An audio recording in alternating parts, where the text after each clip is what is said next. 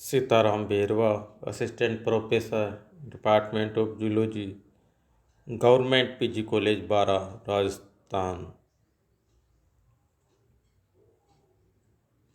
BSc first year, subject zoology, paper first, unit second. छात्रों, online classes में आपका स्वागत है। छात्रों, आज का टॉपिक एंट अमीबा स्टोलाइटिका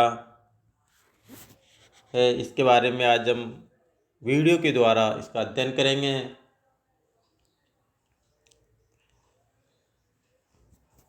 तो सर्वप्रथम एंट अमीबा स्टोलाइटिका का सिस्टमेटिक क्लासिफिकेशन देखिए। Phylum protozoa, sub phylum sarcomastigophora, super class sarcodina, class rhizopodia, sub class लबोसिया,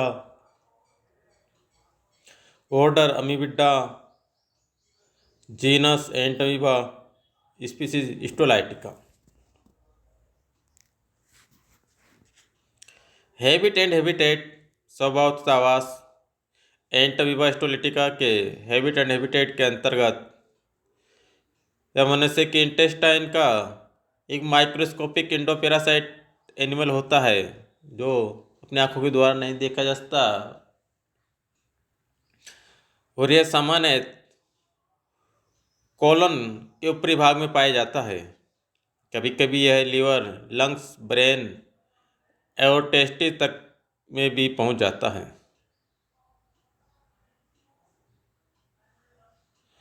पैरासिटोलॉजिस्ट परजीवीवेत्ताओं के अनुसार यह परजीवी एक हानि विहीन सजीवी के तरह रहता है, परंतु अज्ञात कारणों से यह इंटेस्टाइन के म्यूकोसा एंड म्यूकोसा पर आक्रमण कर अमीबियोबिक डिसेंट्री, जिसे अमीबियो पैचिस कहते हैं, इंटेस्टाइनल अमीबियोसिस नामक रोग भी उत्पन्न करता है। छात्रों, मैंने आपको पहले ही बताया था कि प्रोटोजोआ फाइलम की जो पैरासाइट है उनके डिजीज के बारे में बताया था कि आपको डिजीज का पता नहीं हुआ है तो उसके एनिमल के साथ पीछे SIS लगा दिया करो, तो इसी प्रकार से अमीबियोसिस हो जाता है। इस रोग से पीड़ित मनुष्य की इंटेस्टाइन आंतरभित्ति में इंटेस्टाइन के म्यूकस लेयर के डिजोल्व तथा नष्ट हो जाने के कारण असंख्य छोटी छोटी अल्सर जैसी संरचना बन जाती है, और यह क्रिया परजीवी द्वारा स्त्रावित एक स्टोलाइटिक सब्सटेंस के कारण होती है। मुखजीवी रूपों के अतिरिक्त कुछ अमीबा मनुष्य तथा अन्य जंतुओं के इंटेस्टाइन में सहजीवी या परजीवी जीवन व्यतीत करता है। एंट अमीबा, इंडमीबा, इंडोलाइमेक्स, आयोडमीबा परजीवी अमीबा के वंश होते हैं। एंट अमीबा स्टोलाइटिका, तो Greek words Santos plus amoeba. Santos का मतलब होता है विदिन, अंदर की ओर। अमीबा का मतलब होता है चेंज होने वाला, प्लस स्टोस, स्टोस का मतलब टिश्यू, प्लस लाइसिस, डिजोल्व। इस प्रकार के एनिमल जो अंदर ही चेंजिंग होते हैं तथा टिश्यू को डिजोल्व करते हैं।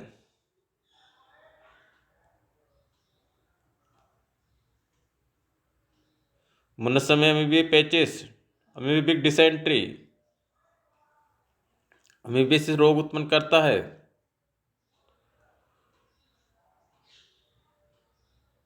जो अन्य सभी परजीवी अमीबाओं की अपेक्षा इसका अध्ययन अधिक किया जाता गया है। एंट अमीबा स्टोलाइटिका की खोज सर्वप्रथम साइंटिस्ट लैम्बेल ने 1859 के द्वारा की गई थी, और 1875 में रूस के फ्रेडरिक लोस नामक साइंटिस्ट ने इसके रोगजनक स्वभाव का पता लगाया था। उसने पेचिस के रोगी के मल और आंतरिक अल्सरों में प्रोटोजोआ को देखा था, तब कुत्ते के बच्चों पिल्लों में इसका स्थानांतरण करने में सफलता प्राप्त की थी।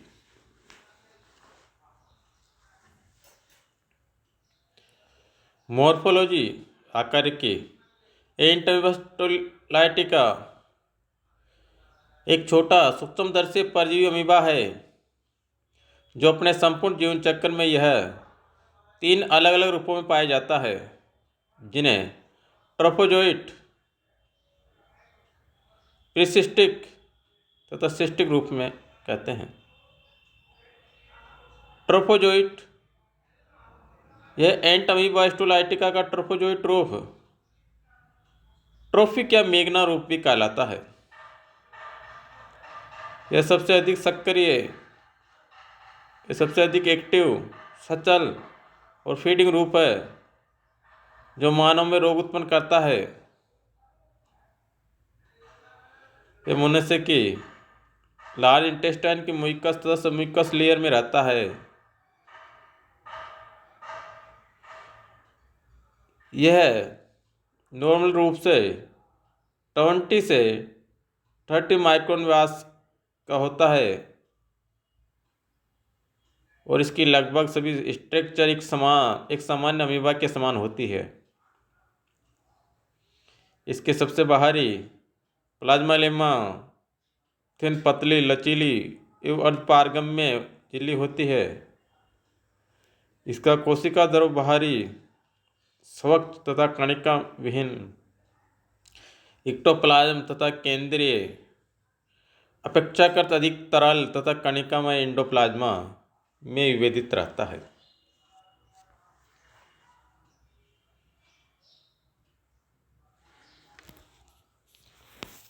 न्यूक्लियस।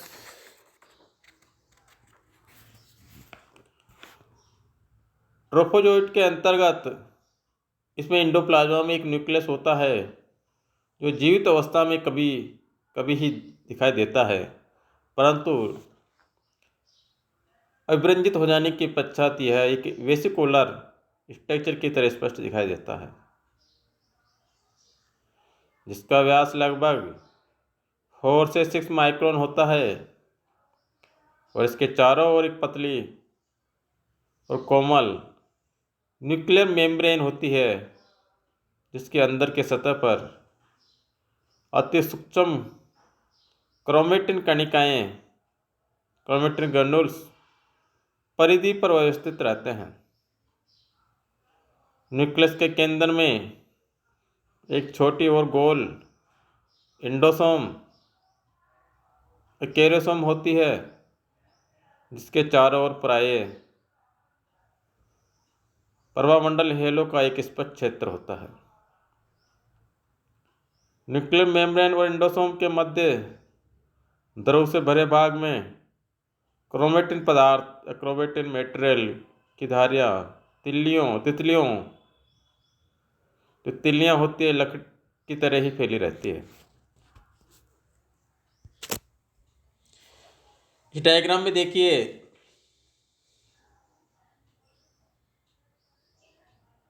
एंटोबैक्टेरिया के तीनों रूप का डायग्राम बना रखा है।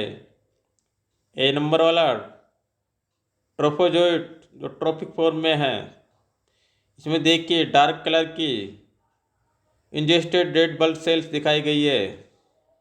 सा न्यूक्लियस दिखाया गया है बीच में, एंडोसोम में होता है। और कोमा टाइप के जो दिखाए गए हैं वो इंजेस्टेड बैक्टीरिया है, तथा इधर ऊपर डोर्सल साइड में देखिए फूड वैक्यूल्स। इसकी बाहरी लेयर जो दिखाए गए प्लाज्मा लेमा होती है, और परिधि की ओर जो कोशिका द्रव पाया जाता है उसे एक्टोप्लाज्म कहते हैं, और इसके अंदर और एंडोप्लाज्मा पाया जाता है। एंडोप्लाज्म में जो अनेक ऑर्गन्स पाए जाते हैं।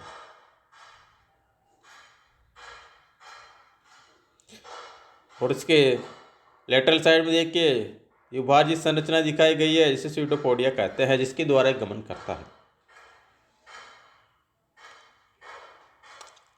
इसी प्रकार से दूसरा फॉर्म दिखाया गया है माइनोटा फॉर्म, जो इससे साइज में छोटा होता है, इसके जो बाहर की लेयर वो प्लाज्मा लेमा की बनी हुई होती है, क्योंकि एनिमल चेंजिंग होने वाला होता है, इसलिए इसमें भी वही कोशिका तो दो भागों में विभाजित होता है, इक्टोप्लाज्म एंड एंडोप्लाज्म।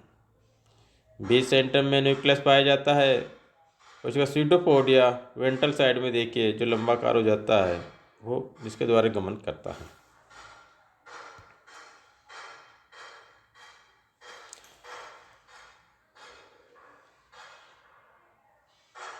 ट्रोफोजोइट में इंडोप्लाज्मा में स्थित फूड वैक्यूल्स होती है, खाद्यदानियाँ होती है, जिनमें अंतर्ग्रहित आरबीसी लाल रुधिर कणिकाएँ जिसे एरिथ्रोसाइट्स कहते हैं, श्वेत रुधिर कणिकाएँ ल्यूकोसाइट्स, उपकला कोशिकाओं के टुकड़े और जीवाणु पाए जाते हैं।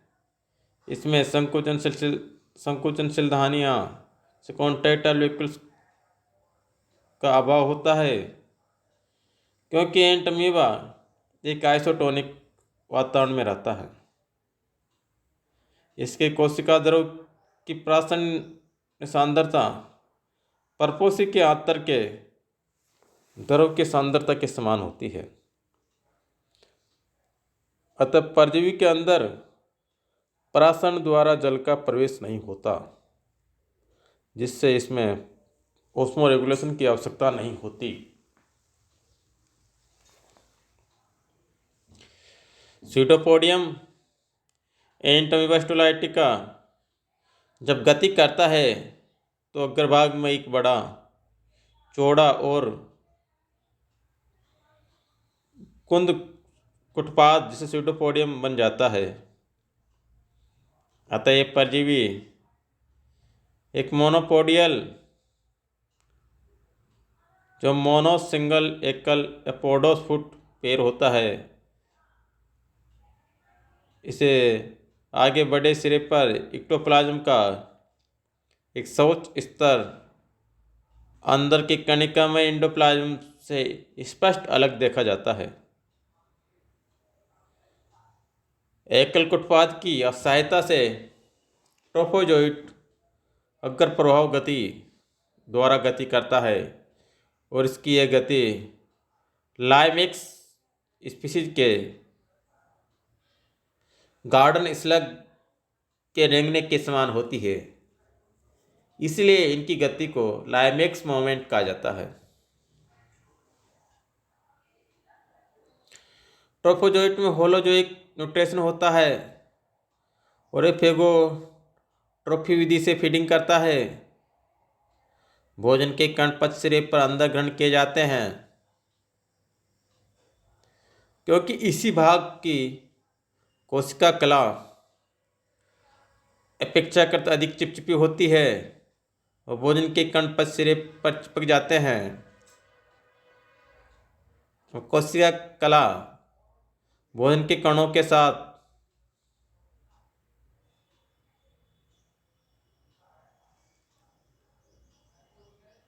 कोशिका द्रव में अंतर्वलित हो जाती है, और यह अंतर्वलित होने की कुछ समय बाद यह मुख्य कोशिका कला से प्लाज्मा लेमा है उससे अलग हो जाती है और एक फूड वैक्यूल्स जो खाद्यदानी का निर्माण करती है। नेक्स्ट प्रीसिस्टिक जिसे माइन्यूटा स्टेज कहते हैं, जो सिस्टिक जो पोटी से पहले वाली अवस्था होती है, इसलिए इसका नाम प्रीसिस्टिक रखा गया है। एंट अमीबा स्टोलाइटिका का प्रीसिस्टिक या माइन्यूटा रूप ट्रोफोजोइट से छोटा होता है तथा गोलाकार, और यह अचल होता है, गमन नहीं करता। इसमें केवल कुटपाद बंद होता परंतु उस गमन नहीं करता। अचल और नॉन फीडिंग होता है, यह भोजन में ग्रहण नहीं करता, यह रोग उत्पन्न भी नहीं करता। इसका व्यास 12 से 15 माइक्रोन होता है, जबकि ट्रोफोजोइट का व्यास 20 से 30 माइक्रोन होता है, तो उससे साइज छोटा होता है। इसकी स्ट्रक्चर ट्रोफोजोइट की तरह ही होती है, केवल ये साइज में छोटा होता है और इसमें फूड वैक्यूल्स भी नहीं पाई जाती, क्योंकि भोजन ग्रहण नहीं करता, इसलिए इसको खाद्य देने की भी आवश्यकता नहीं होती। यह मनुष्य की बड़ी आंत, लार्ज इंटेस्टाइन, क्यूलुमेन अवकाशिका में रहता है। वो रोगजनक नहीं होता, कोई डिजीज उत्पन्न नहीं करता। जब परपोषक के शरीर का प्रतिरोध कम हो जाता है तो यह मेगना रूप में बदलकर आंतर के टिश्यू को पराक्रमण करता है, जिसके बाद में फूटी वाली स्टेज आती है। तो छात्रों, आज हमने जो आपको बताया गया है, पढ़ाया गया है, उसको आप नोटेट कर लीजिए और उसका अध्ययन कीजिए। नेक्स्ट डेज पर आपको एंटीवास्कुलरिटिका की सिस्ट पुटी, जो पुटी का निर्माण होता है, जब प्रतिकूल अवस्था आती है तो पुटी बनती है, उसका वर्णन करेंगे। धन्यवाद छात्रों।